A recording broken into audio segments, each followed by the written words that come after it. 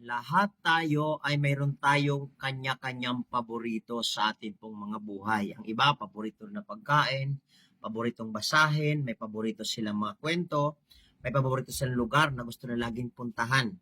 So as a Christian, mayroon din po tayo mga paborito like Bible verse, no? Even I myself, I have a favorite verse sa aking buhay.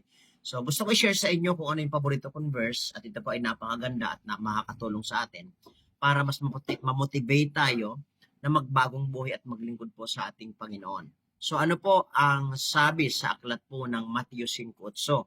Mapalad ang may malinis na puso sapagkat makikita nila ang Diyos. So yung verse na ito po ay naging paborito kong verse sapagkat ito po ay itinuro sa akin noon ng mama ko. No, nung ako po ay bata pa. At ito po ay tinuturo sa akin paano magbasa.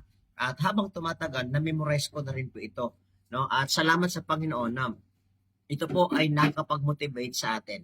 Hindi lamang po sa pangsimpleng karaniwang karakter natin, no, o kaugalian natin, kundi ito po ay nagtuturo sa atin sa mabuting ugali natin mula sa kalaliman ng ating puso sa lahat ng aspeto ng ating mga buhay. Verse na ito, mapansin po natin, no, na ito po ay nagbibigay ng pag-asa.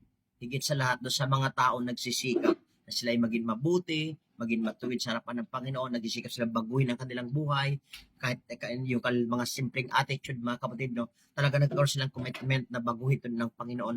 Kaya ito po, mga kapatid, no, huwag kayong mawala ng pag-asa inyong desire, sabagat pangako ng Panginoon, no, pangako ng Diyos sa mga tao may desire magbago, na maging maayos at malinis ang kanilang puso sa harapan ng Panginoon.